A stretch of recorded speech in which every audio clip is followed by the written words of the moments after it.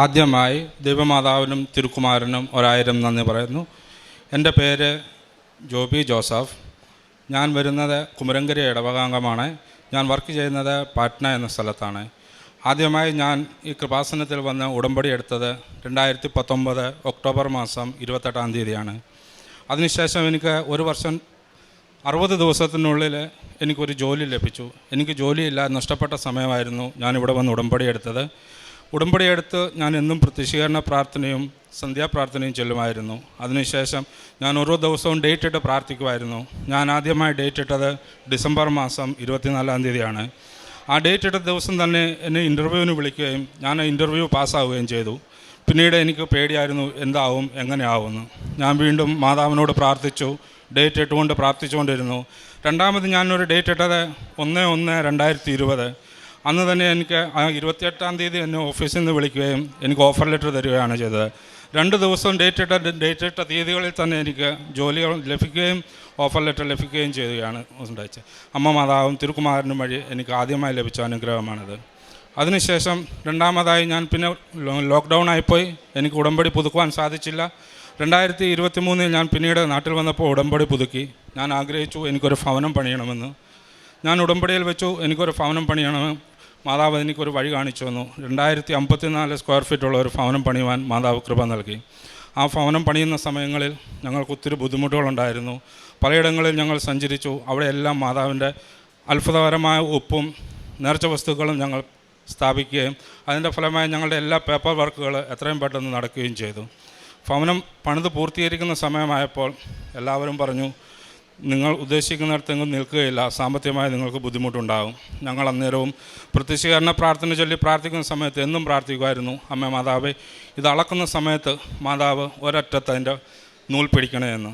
ഞങ്ങൾ ഉദ്ദേശിച്ചതിലും കുറഞ്ഞ രീതിയിൽ 2054 സ്ക്വയർ ഫീറ്റ് ഞങ്ങൾക്ക് ആ ഭവനം പൂർത്തീകരിക്കുവാൻ മാതാവ് ഞങ്ങൾക്ക് കൃപ നൽകി. അതിനുശേഷം ഞങ്ങൾ പ്രാർത്ഥിച്ചുകൊണ്ടിരുന്ന സമയത്ത് തന്നെ ഞങ്ങൾക്ക് ഇലക്ട്രിസിറ്റി കണക്ഷൻ പുതിയ വീടാണ് കിട്ടി. മീറ്റർ മാറി റൂമിലേക്ക് വെക്കുന്നതിന് ബുദ്ധിമുട്ടുണ്ടായിരുന്നു. അവർ പറഞ്ഞു 1 ആഴ്ച 2 ആഴ്ച സമയം പിടിക്കും. ഞങ്ങൾ ജോലി ചെയ്യുന്ന സ്ഥലങ്ങളിലെല്ലാം അങ്ങനെയാണ്, 2 മാസം 1 മാസമൊക്കെ കഴിഞ്ഞ കണക്ഷൻ കിട്ടാറുള്ളൂ. പ്രത്യേക സാഹചര്യത്തിൽ ഞങ്ങൾ ആ ഇലക്ട്രിസിറ്റി ഓഫീസിൽ പോയപ്പോൾ വെഞ്ചരിച്ച ഉപ്പും അവിടെ തളിച്ച് ആ പേപ്പറിൽ തളിച്ച് ഞങ്ങൾ അവിടെ കൊടുത്തു. 2 ദിവസത്തിനുള്ളിൽ ഞങ്ങളുടെ വീട്ടിൽ വന്ന് ഒരു ഓവർസിയറും വന്നില്ല, എൻജിനീയറും വന്നില്ല, ആരും വന്നില്ല. ലൈൻമാൻ വന്ന് ഞങ്ങൾക്ക് മീറ്റർ കണക്ഷൻ മാറി വെച്ച് തരികയാണ് ചെയ്തത്. ഒന്നും അവർ നോക്കുക പോലും ചെയ്തില്ല. എത്ര പോയിൻ്റ് ഞങ്ങളുടെ വീട്ടിലുണ്ട് അതൊന്നും നോക്കിയില്ല. പെട്ടെന്ന് തന്നെ 1 ദിവസം കൊണ്ട് തന്നെ പിറ്റേ ദിവസം വന്ന് അവർ ഞങ്ങൾക്ക് കണക്ഷൻ മാറി തന്നു. അതുപോലെ വീട്ട് നമ്പർ കിട്ടുക എന്ന് പറയുന്നത് ഒരാഴ്ചയെങ്കിലും താമസമുള്ള കാര്യമാണ്. ഞങ്ങൾ പഞ്ചായത്തിൽ പോയി അവിടെയും ഒപ്പിട്ട് ഞങ്ങൾ പ്രാർത്ഥിച്ചു. 2ാമത്തെ ദിവസം ഞങ്ങൾക്ക് വീട്ട് നമ്പർ ലഭിച്ചു. പുതിയ വീടിലേക്ക് എല്ലാ കാര്യങ്ങളും വേണ്ട രീതിയിൽ മാതാവ് ഞങ്ങൾക്ക് അനുഗ്രഹത്തിലൂടെ ചെയ്തു തന്നു. അതുപോലെ തന്നെ എൻ്റെ വൈഫിന് ലഭിച്ച ഒരു അനുഗ്രഹമാണ്. ഞാൻ ലൈറ്റ് ക്യാൻഡിൽ പ്രെയർ ഇട്ട് പ്രാർത്ഥിച്ചു. 3 മാസത്തോളം കണ്ടിന്യൂസ് ആയിട്ട് ബ്ലീഡിങ് നടന്നുകൊണ്ടിരുന്ന സമയത്ത് ലൈറ്റ് ക്യാൻഡിൽ പ്രെയർ ഇട്ട് പ്രാർത്ഥിച്ച സമയത്ത് മാതാവ് അവൾക്ക് മുമ്പിൽ പ്രത്യക്ഷപ്പെടുകയും അവൾ പിറ്റേ ദിവസം മുതൽ ബ്ലീഡിങ് പൂർണ്ണമായി സൗഖ്യപ്പെടുകയാണ് ചെയ്തത്. അതിനെക്കുറിച്ച് കൂടുതൽ അവൾ തന്നെ പറയും. എൻ്റെ പേര് റിൻസി. ഞാൻ പട്നയിൽ തന്നെ ഒരു ഹോസ്പിറ്റലിൽ സ്റ്റാഫ് നഴ്സായിട്ട് ജോലി ചെയ്യുക. അപ്പോൾ ഒരു പെണ്ണായ കാരണം എനിക്കറിയാം മാസത്തിൽ ബ്ലീഡിങ് വരുന്ന അത് എത്ര ദിവസം നിൽക്കും, അതിൻ്റെ ബ്ലീഡിങ്ങിൻ്റെ ഹെവിനെസ് എത്ര ഉണ്ടെന്ന്. 3 മാസം കണ്ടിന്യൂ ബ്ലീഡിങ്ങും അത് എപ്പോൾ നോക്കിയാലും ക്ലോട്ടാണ്. വാഷ്റൂമിൽ പോകുമ്പം ഒത്തിരി ബുദ്ധിമുട്ടാണ് എനിക്ക് ഡ്യൂട്ടിക്ക് ചെയ്യപ്പെടും. ഞാൻ എന്നും എൻ്റെ അച്ചാൻ്റെ കൂടെ കൃപാസന പ്രാർത്ഥന 5:30 എണീച്ച് പ്രാർത്ഥിക്കുമായിരുന്നു. അച്ചാൻ്റെ കൂടെ വിശ്വാസമുള്ള പോലെ തൊട്ടത് പ്രാർത്ഥിക്കുമായിരുന്നു. എൻ്റെ മാതാവേ, നീ എന്നെ സൗഖ്യം തന്നെ. ഒരു ദിവസം ഞാൻ ബാത്റൂമിൽ എൻ്റെ പാഡ് ചേഞ്ച് ചെയ്യാൻ പോയപ്പോൾ മാതാവിൻ്റെ ഒരു രൂപം പോലെ നല്ലൊരു മണം, ജാസ്മിൻ്റെ ഒരു മണം. ഞാൻ വെളിയിലിറങ്ങി എൻ്റെ പിള്ളാന്നവരും എൻ്റെ കൂടെ ജോലി ചെയ്യുന്ന ആളോട് ചോദിച്ചു, നിനക്കിവിടെ എന്തോ സ്മെല്ലായിട്ട് തോന്നിയോന്ന്. അവർ പറഞ്ഞു, ഇല്ല ചേച്ചിക്ക് മാത്രം എന്താ അങ്ങനെ സ്മെല്ല് തോന്നി. അപ്പം ആ സമയത്ത് എനിക്ക് എൻ്റെ ചുറ്റോരും ജാസ്മിൻ്റെ സ്മെല്ലാന്നു.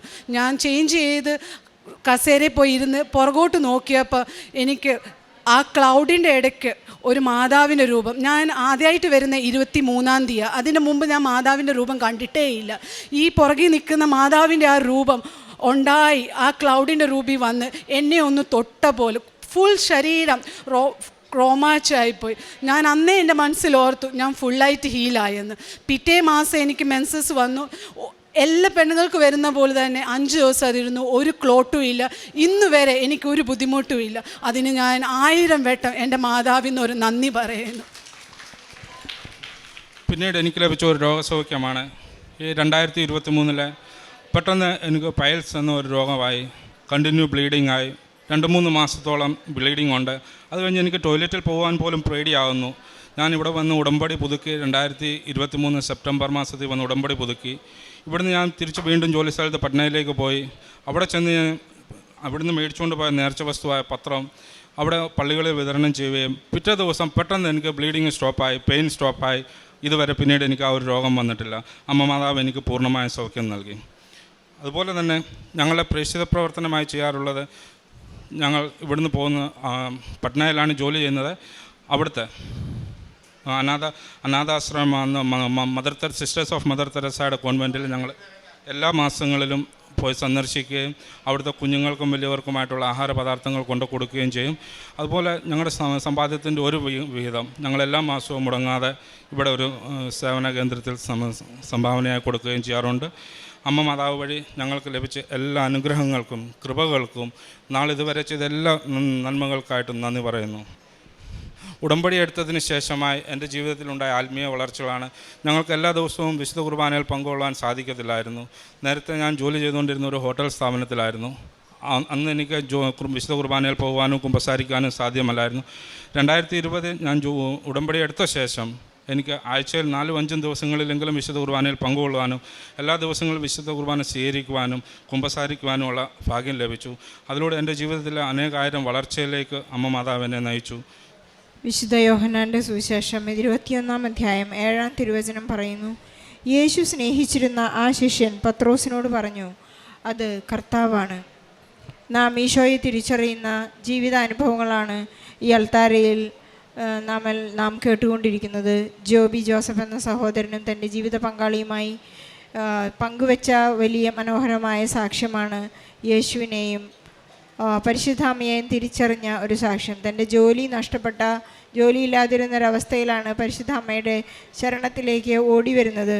കൃപാസനത്തെക്കുറിച്ച് അറിയുവാനും ആഴത്തിൽ മനസ്സിലാക്കുവാനുമൊക്കെ അദ്ദേഹത്തിന് സാധിച്ചത് ഒരു വലിയ തകർച്ചയിലൂടെയാണ്. അദ്ദേഹം നിരന്തരമായി പ്രാർത്ഥിച്ചു, പരിശുദ്ധ അമ്മയോടടുത്തു, സ്നേഹപൂർവ്വം സംസാരിക്കുവാൻ തുടങ്ങി. തനിക്കിനി അമ്മയല്ലാതെ വേറൊരു ശരണമില്ല, അമ്മ മാത്രമേ ഈശോയോട് പറഞ്ഞ് എൻ്റെ കാര്യങ്ങൾക്ക് ഒരു നീക്കുപോക്കുണ്ടാവുകയുള്ളൂ എന്ന് അദ്ദേഹം ബോധ്യപ്പെട്ടു. താൻ ഡേറ്റ് ഇട്ട് പ്രാർത്ഥിക്കാൻ തുടങ്ങി. താൻ പ്രാർത്ഥിച്ച ആ ഡേറ്റിൽ തന്നെ ഇൻ്റർവ്യൂവിന് കോൾ വന്നു. വീണ്ടും അദ്ദേഹത്തിന് ഒരു വിഷമമായി, ഇനി എന്ന് ജോലി കിട്ടും. വീണ്ടും മാതാവിനോടൊരു ഡേറ്റ് ഇട്ടു. മാതാവ് ആ ദിവസം തന്നെ അദ്ദേഹത്തിന് ഓഫർ ലെറ്റർ ജോലിക്കായി വിളിച്ചു. അങ്ങനെ തനിക്കൊരു ഭവനം വേണമെന്ന് അദ്ദേഹം ആഗ്രഹിച്ചു. തൻ്റെ തകർച്ചകളിൽ പടിപടിയായി അമ്മ കൈപിടിച്ച് നടത്തുന്നുവെന്ന ബോധ്യത്തോടെ അദ്ദേഹം വീണ്ടും പ്രാർത്ഥിച്ചു, എനിക്കൊരു വീട് വേണം. എല്ലാവരും നിരുത്സാഹപ്പെടുത്തി, നിനക്കിത് സാധിക്കില്ല. പക്ഷേ പരിശുദ്ധ അമ്മ എല്ലാ കാര്യങ്ങളെയും വളരെ ചെറുതാക്കി കൊടുക്കുന്ന, നമ്മൾ എത്ര വലിയ പ്രശ്നങ്ങളായാലും ആ പ്രശ്നത്തിനെല്ലാം വളരെ ലൈറ്റ് വെയ്റ്റ് ആക്കി കൊടുക്കുന്ന അമ്മ അവരുടെ വലിയ പ്രശ്നത്തെ, വീടുണ്ടാക്കുന്ന ആ പ്രശ്നത്തെ മറ്റെല്ലാവരും എതിർത്തെങ്കിലും എനിക്ക് 2054 സ്ക്വയർ ഫീറ്റുള്ള ഒരു വീട് സ്ഥലവും എനിക്ക് വേണമെന്ന് പ്രാർത്ഥിച്ചപ്പോൾ പരിശുദ്ധ അമ്മയോടാണ് അദ്ദേഹം പറഞ്ഞത്, എൻ്റെ വീടിളക്കുമ്പോൾ അങ്ങ് നൂല് പിടിക്കണമേ എന്ന്. അത്രമാത്രം ഫ്രീഡം, അത്രമാത്രം അധികാരം പരിശുദ്ധ അമ്മയ്ക്ക് അദ്ദേഹം കൊടുത്തു കഴിഞ്ഞു. നമുക്ക് നന്ദി പറയാം. അദ്ദേഹത്തിൻ്റെ എല്ലാ വൈഫിൻ്റെ സാക്ഷി നമ്മൾ കേട്ടു.